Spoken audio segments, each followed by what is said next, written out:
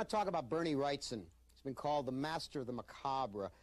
He's been influenced by the classic horror films, the black and white Universal films, and EC comic books of the 1950s. You probably will know Berni Wrightson best from a comic book that he created with the fine writer Len Wein called Swamp Thing, which is one of the great myth images in comic books today. This is a man whose work is filled with demons and monsters and ghouls and aliens and werewolves. And in black and white, he has illustrated the works of Edgar Allan Poe and H.P. Lovecraft. He did two projects with Stephen King. One of them was a comic adaptation of George Romero's film Creepshow, and the other is a book called Cycle of the Werewolf, which you may have seen as a movie called Silver Bullet. But Berni's most important work was his interpretation of Mary Wollstonecraft Shelley's Frankenstein, in which he visualized the monster using only the novel. Essentially what I was trying to do with the illustrations in Frankenstein was I was trying to limit myself to the techniques that were in use at the time that the book was originally written, say around the beginning of the 19th century, which would have been steel engravings or woodcuts. I was trying to pinpoint an archetype, trying to put myself into the mind of Mary Shelley, maybe more into her time, of what would have been frightening to someone in Mary Shelley's time. I think painting is probably a more natural way of reproducing an image on a two-dimensional surface. Whereas working in line just goes completely against all the rules.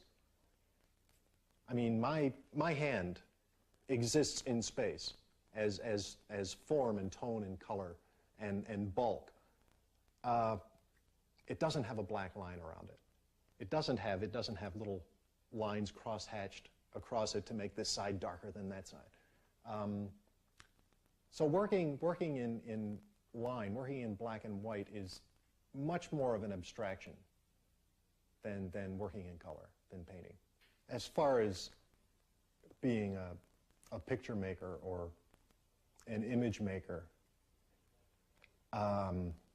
what always comes first is a picture in my mind. I always see something very definitely inside. I always see it exactly the way I draw it. And the finished product is almost always like I had an opaque projector that was in my head projecting out through my eyes on the paper, and all I do is trace the picture that I see.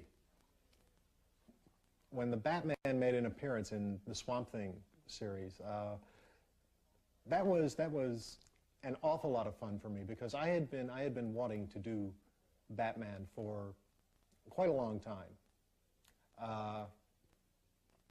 but I didn't want to do Batman in his own book, in his own story, and this was perfect for me, because now Batman could be a guest star in my book, and I felt that since he was just a guest in my little universe, I had total control over him. I could do anything with him that I wanted.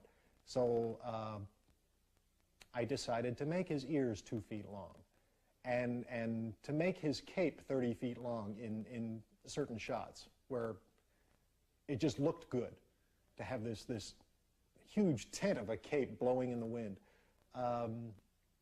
And nobody argued with me, you know, because it was my interpretation. It was the Swamp Thing lived in his own little universe, his own kind of alternate universe, and the Batman comes in, and it's like walking through a distorting mirror or something, and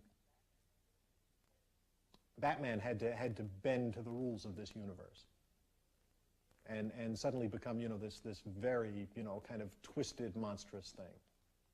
Horror is different things to different people, I think. to me, in spite of my drawings of monsters and the creeping dead crawling out of their graves and vampires and Frankenstein's monster and whatnot, horror to me is an image of a well-dressed man standing on a corner waiting for a bus, and everything about him is absolutely perfect except there's a spot of blood on his shoe.